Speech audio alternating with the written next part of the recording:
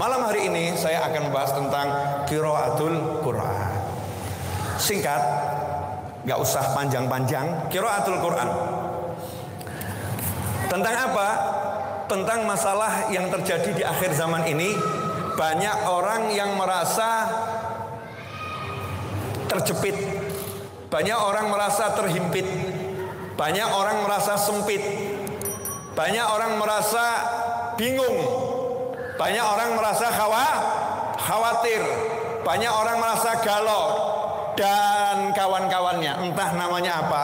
Pokoknya secara singkat, gundahnya hatinya gundah, nggak tenang. Kenapa itu terjadi? Karena Allah udah ngasih tahu tapi nggak dipercaya. Allah yang ngasih tahu tapi nggak dipercaya. Ala bidzikrillah tatmainnul qulub. Ala, hanya dengan, ketahuilah hanya dengan. Artinya tanpa ini tidak akan. Tanpa ini tidak akan. Ala, ketahuilah hanya dengan zikir kepada Allah, hati manusia ataupun jin merasakan ketenangan. Itmi'nan, tatmain. Itmi'nan itu tenangnya luar biasa, tenang. Artinya apa? Yang bersangkutan bisa jadi mengalami masalah, yang bersangkutan bisa jadi mengalami kesedihan, yang bersangkutan bisa jadi mengalami hal-hal yang gak enak dalam kehidupan. Tapi hatinya tenang-tenang saja, nyanten, nikmat hatinya. Kok bisa begitu? Caranya bagaimana? Zikrullah, berzikir pada Allah Subhanahu wa ta'ala. Dan salah satu zikrullah dan di atasnya zikrullah adalah qiraatul Quran. Karena ada hadis yang menyatakan, man syaghalahu, siapa yang disibukkan baca Al-Quran sampai nggak sempat berzikir kepadaku dan nggak sempat minta kepadaku, maka aku beri dia yang lebih baik dari apa yang kuberikan kepada orang-orang yang meminta.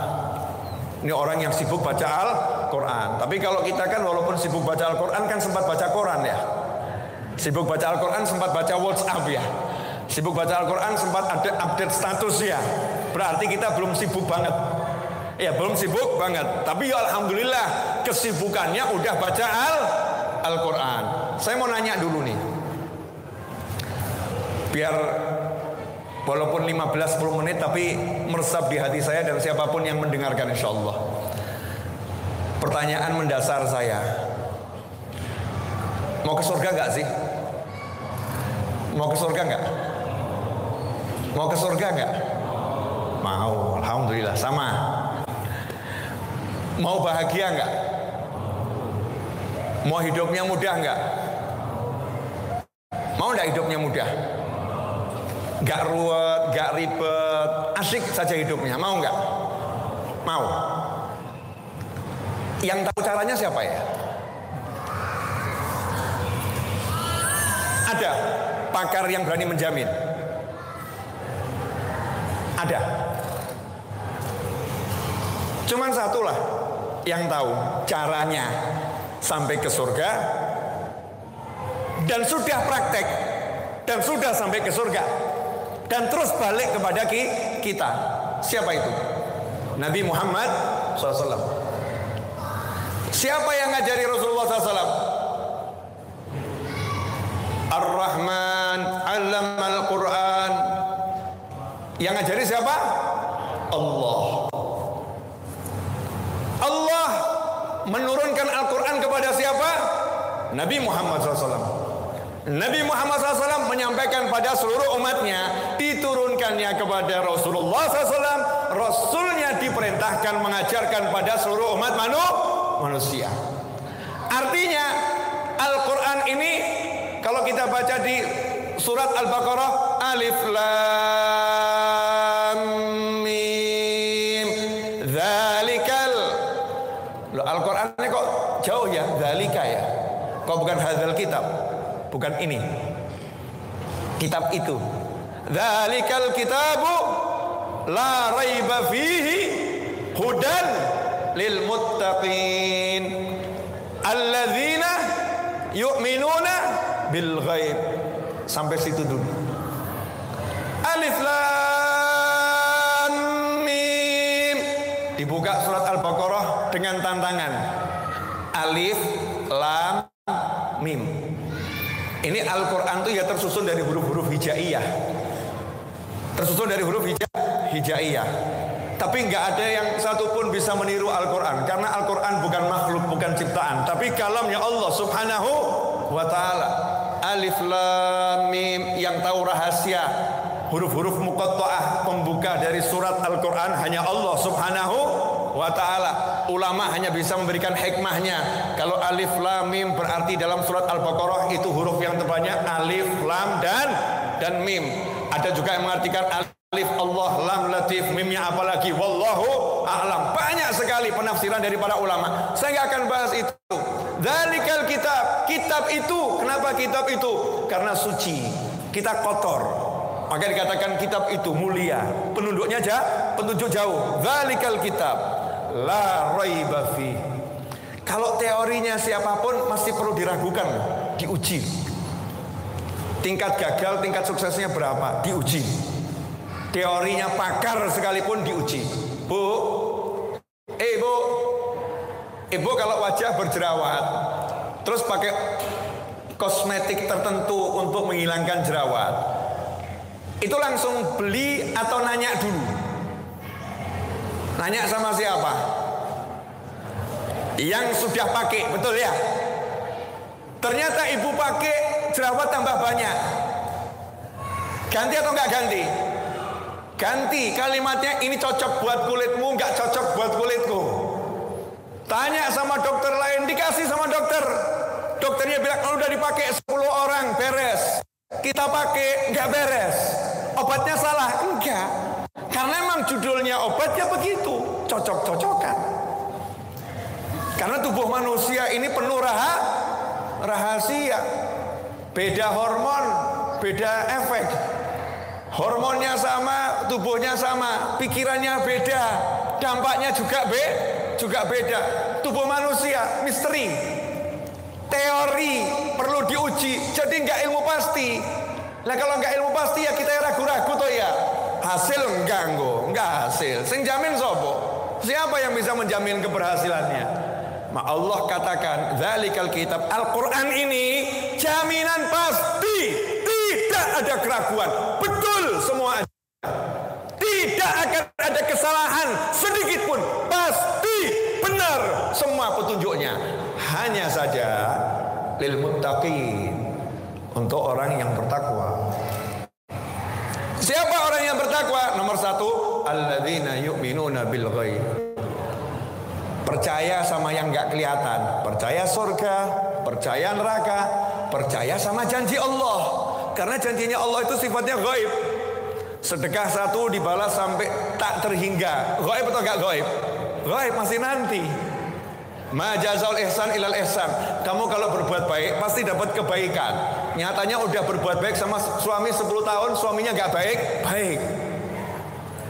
Karena balasannya Allah ini sifatnya ghaib.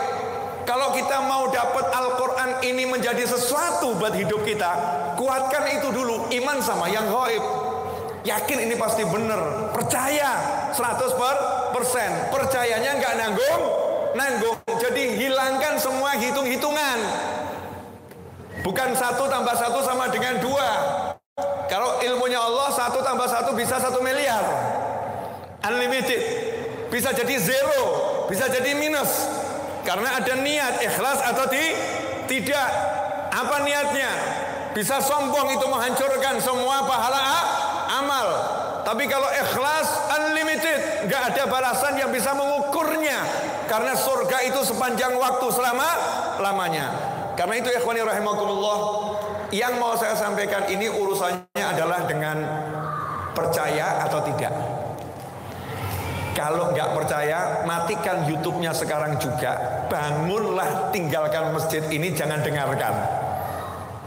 Kenapa? Karena ini ucapan Nabi Muhammad SAW. Jadi kalau kita nggak percaya dengan ucapan Nabi, kan ngerinya luar biasa. Nah, ucapan Nabi ini sifatnya ghaib, yang dibutuhkan iman. Nah, sekarang ini kita krisis iman, yang ada hitung-hitungan. Kita krisis iman, semuanya dihitung-hitung.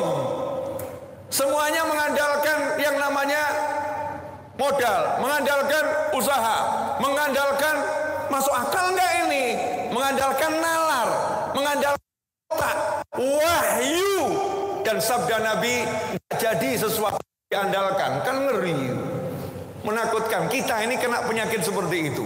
Makanya saya pengen malam ini, yuk kita kembali seperti orang dulu. Orang dulu tuh Masya Allah, anaknya sakit, gak sibuk ke dokter dulu, bagi beras. Betul dibawa ke dokter, tapi sibuk bagi beras. Kenapa? Nabi bersabda, sembuhkan yang sakit di antara kalian dengan sedekah. Kalau kita sekarang udah mau mati baru bagi beras. Dokter sudah angkat tangan baru bagi beras. Udah ke 10 dokter semua nggak sanggup, nggak bisa, baru sedekah. Kan salah konsep.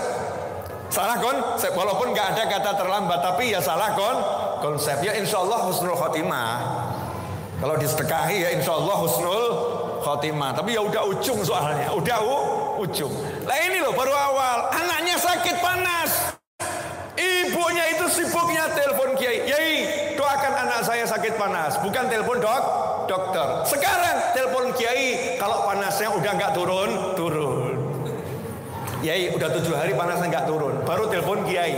Jadi kiai ini solusi kalau udah ilmunya manusia mentok. Masya Allah. Nah kalau udah mentok minta sama kiai, sama ustaz, sama ulama, ya mestinya sebelum mentok kan ya minta toh ya. Paham maksud saya enggak? Kalau kamu mentok minta ilmunya Allah, lah mestinya kan ya ilmunya Allah dipakai dari awal. Udah terbukti kalau mentok nggak bisa, nyerah, kembali kepada Allah. Lah kenapa nggak kembali dari awal? Paham maksud saya? Makanya sama Allah dikasih tahu dari awal, alladzina yu'minuna bil ghaib. Jangan kalah sama orang musyrik di zaman Nabi Muhammad SAW. Orang musyrik di zaman Nabi aja percaya sama sahabat Nabi kok. Sama sahabat diobati pakai surat Al-Fatihah, sembuh, bisa jalan.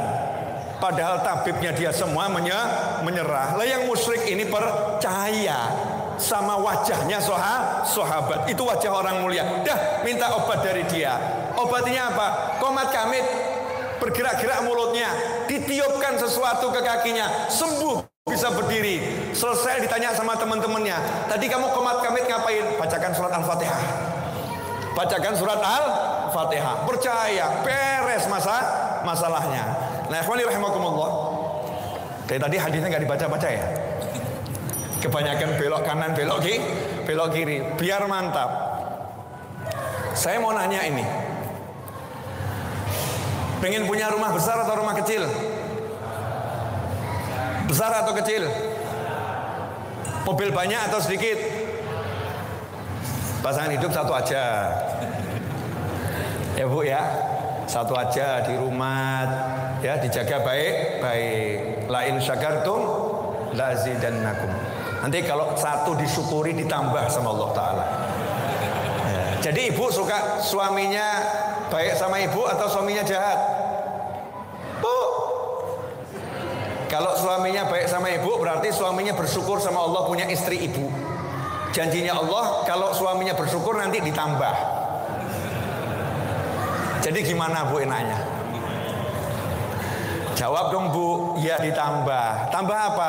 Saya satu rasanya bisa mengalahkan 4. Nah, itu namanya nikmatnya ditambah. Gak perlu tambah istri, tapi cukup satu rasanya lebih dari 4. Betul begitu ibu-ibu? Oh enggak betul. Ibu-ibu di sini ternyata beda dengan yang di sana. Masya Allah. Lanjut ya, dikit biar nggak ngantuk. Mohon maaf. Rumah. Kita tiap hari pulang kemana? Ke rumah ya. Kita pulang ke rumah. Rumah ini tempat kita kembali.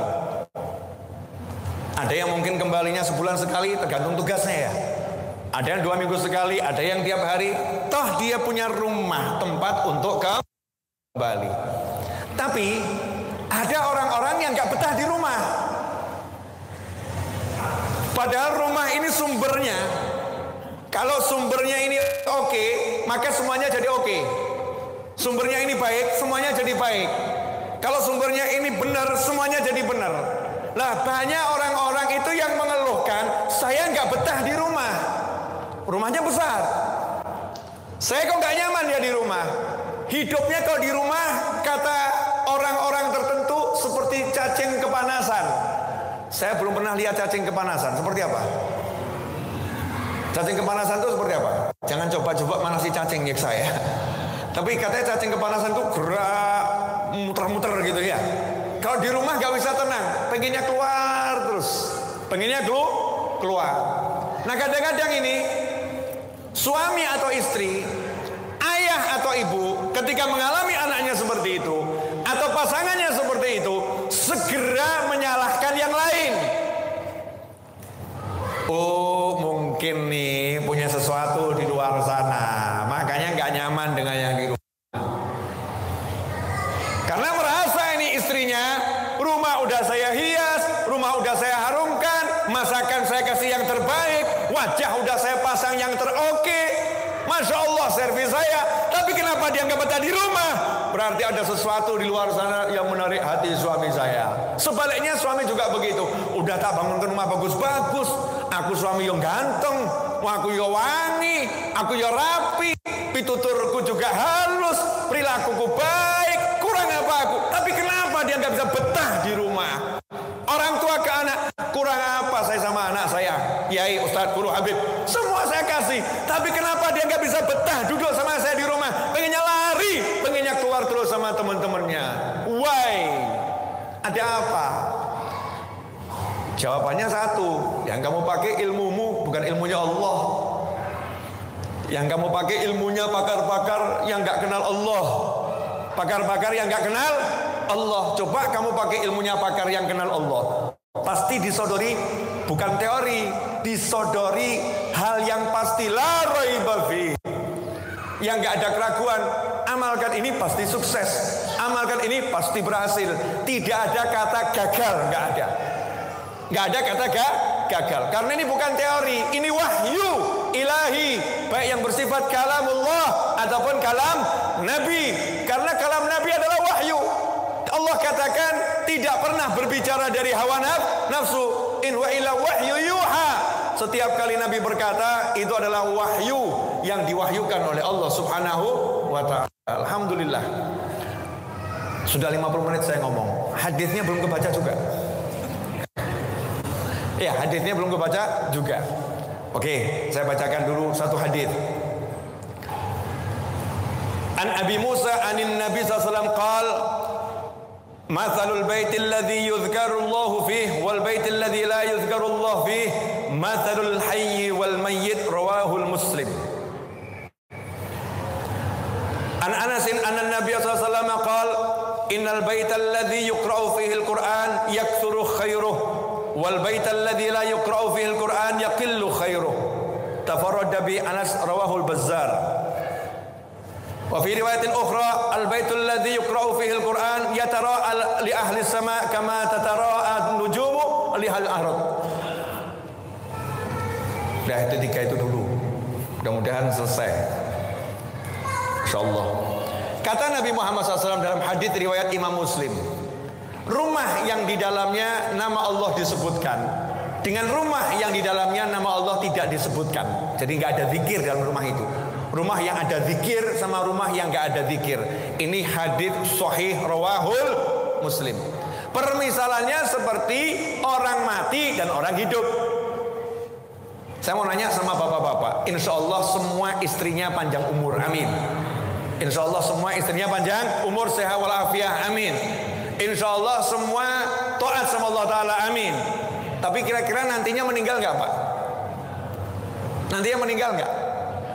Nantinya meninggal nggak? Meninggal. Bapak pilih mana? Bapak duluan atau biar istri yang duluan? Masya Allah. Kalau depan istrinya, biar aku yang duluan. Aku nggak bisa hidup tanpa dirimu. Istrinya jawab, enggak mas, aku aja yang duluan. Bahkan sekarang nyawaku udah kugadekan untukmu. Masya Allah. Iya, tapi di belakang angkat tangan, Allahumma panjangkan umurku mengalahkan dia. Menurut Manusia ini kalau ada urusan nyawa itu cintanya sama nyawanya luar biasa. Suatu saat setelah panjang umur fituatillah, Bapak saya mau nanya, jawab jujur. Istrinya meninggal dunia itu pasti. Maut. Setelah istri meninggal dunia, saya mau nanya, kalau 10 hari tidak dimakamkan, ditaruh di kamar, Bapak suruh menemani, saya mau nanya, nyaman atau tidak nyaman? Jujur. Istri loh nih. Kan jawabannya, sorry ya Dik, maaf, kalau sehari aku temani, 10 hari mohon maaf, gak nyaman. Saya nanya sama bapak-bapak, kalau sekarang diajak ke rumah sakit, diajak ke kamar jenazah. Kamar jenazah, mayatnya, jenazahnya nggak dikeluarin, dimasukkan di lemari es penyimpanan untuk beku. Saya mau nanya, di ruangan itu sendiri full AC, videonya ada, TV-nya ada, dibuat VIP, tapi kamar jenazah, Bapak tinggal di situ sendiri, nyaman tidak? Saya nggak ngomong berani atau takut loh, nyaman tidak? Nggak nyaman. Lewat kuburan, Masya Allah. Padahal yang dikubur di sana Muslim semua. Jam 12 malam gelap-gelap, jalan kaki sendiri lewat tengah kuburan. Nyaman tidak? Nyaman tidak? Jujur saja, nyaman tidak? Umumnya tidak nyaman. Makanya dibuat permisalan oleh Nabi Muhammad SAW. Karena manusia paham itu. Permisalan rumah yang ada zikir dengan rumah yang gak ada zikir. Permisalan hidup dengan mati. Dekat orang mati nggak nyaman, maka kamu di rumah yang nggak ada zikir nggak akan nyaman, nggak akan nyaman, karena rumahnya nggak ada zikrullah, rumahnya nggak ada qiraatul Quran, rumahnya nggak ada sholawat, rumahnya nggak ada istighfar, rumahnya nggak ada kalimat tahlil, nggak pernah duduk sama anaknya ngajak yuk zikir bareng yuk nak. Gak pernah ngajak anaknya, nah yuk tadarus Al-Quran. Gak pernah ajak pasangan hidupnya, yuk dek kita saling membaca Al-Quran. Di rumahnya gak ada qiraatul Quran. Apa kata Nabi Muhammad SAW? Rumah yang di dalamnya dibacakan Al-Quran, maka yakthuru khairuh. Rumah itu kebaikannya akan banyak. Kebaikannya akan banyak. Anaknya akan baik, suaminya akan baik, istrinya akan baik, pembantu rumah tangganya ART-nya akan baik, tetangganya akan jadi baik, hewan-hewan yang tinggal di situ akan baik, udaranya akan baik, auranya akan baik, apapun yang ada di rumah itu akan jadi baik. Yakfuru khairuh, bukan teori, menjadi baik. Rumah itu banyak sekali kebaikannya. Yang ngomong siapa? Yang udah pernah masuk ke surga, yang berbicara langsung dengan Allah Subhanahu wa taala. At-tahiyatul mubarakatus shalawatut thayyibatu lillah. Dijawab langsung salamnya oleh Allah taala. Assalamu alayka ayyuhan nabi wa rahmatullahi wa barakatuh. Yang sudah menjelajah angkasa, nembus 7 lapis langit sampai Sidratul Muntaha, udah ngerti semuanya, ngasih tahu. Kita kurang percaya, pakar baru sekolah S2, S3, mungkin S5, baru belajar sedikit, belum pernah meninggalkan bumi, belum pernah meninggalkan planet, belum pernah menuju langit. Kita percaya Nabi kita udah sampai surga, kita masih ngomong, masa sih? Apa iya? Mosok toh? Ini repot kalau kita jadi generasi mosok yo. Generasi masa sih mengomentari sabda Nabi Muhammad SAW. La raiba fi, nggak ada keraguan. Jadi praktekkan saja. Ajak anaknya, ajak pasangannya untuk tiap hari istiqomah baca Al-Quran.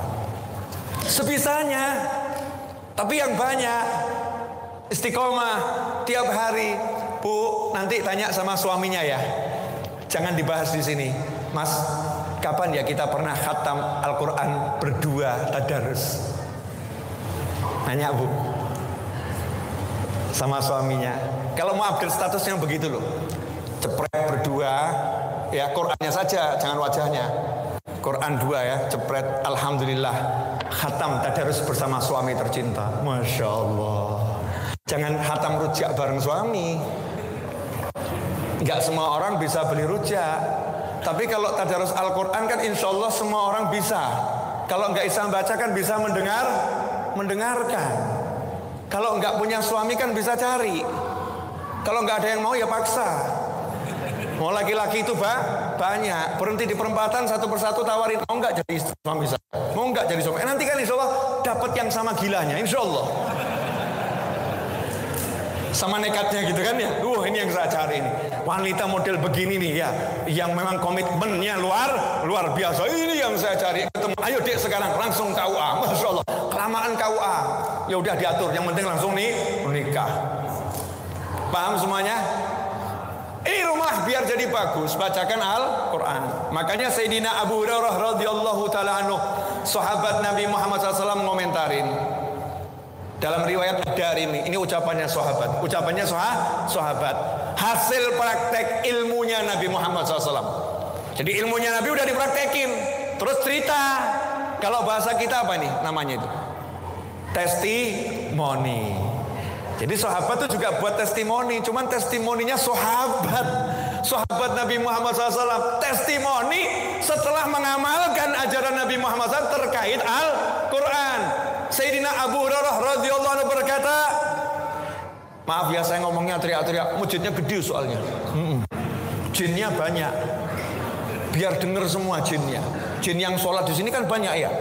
Jangan dikira nggak banyak itu. Alhamdulillah saya nggak bisa lihat. Loh, tapi kok tahu? Kan iman. Beriman sama yang gaib.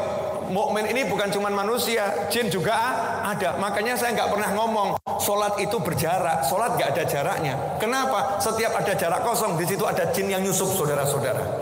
Walaupun berjarak ada jin, jadi tetap rapet. Saya selalu ngomong, itu Ka'bah nggak ada yang tawaf ngawur kamu. Itu Ka'bah yang tawaf banyak. Mataku dan matamu saja yang budak nggak bisa lihat. Yang tawaf banyak orang-orang yang soleh. Ikhwani rahimakumullah. Handphone saya baterainya udah hampir habis. Sudah 803 yang nonton bareng. Ini kalau yang nonton keluar masuk entah berapa ribu. Wallahu a'lam.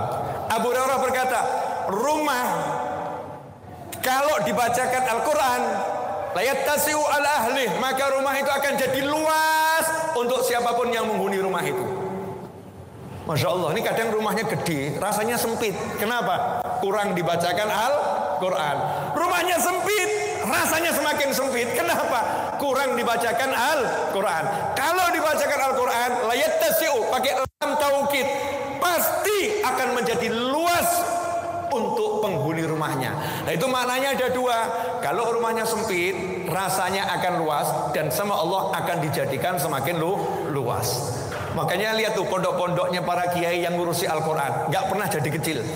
Ya, yang betul-betul ngurusi Al-Quran, pondoknya semakin luas, semakin luas, semakin luas. Kenapa? Nah, dibacakan Al-Quran terus. Makanya kalau perusahaanmu semakin berkembang, perusahaannya bacakan Al-Quran terus. Kalau rumahmu pengen semakin gede rasanya dan fisiknya, bacakan Al-Quran terus, akan semakin besar. Layat tasi ala ahli wa tahdurul malaikah, dan para malaikat akan hadir di rumah itu. Malaikat akan hadir. Kalau malaikat hadir kan adem, ayem, rasanya rumahnya itu nikmat ya, rasa rumahnya nikmat. Kemudian apa lagi? Watahjuruhul sayatin, dan setan-setan akan pergi meninggalkan rumah itu. Pergi. Dan setan akan laporan sama temannya, udah gak usah ke sana lagi. Kenapa? Wah, panas. Banyak malaikat, setannya kepanasan. Malaikatnya pada kumpul di situ. Sehingga setannya nyingkir. Malaikat datang, setan pergi. Lah kalau malaikat pergi nggak ada yang ganti, setan yang datang. Na'udzubillah min dzalik. Kebalikannya. Wa yaktsuru khairuh, dan kebaikan rumah itu akan jadi banyak.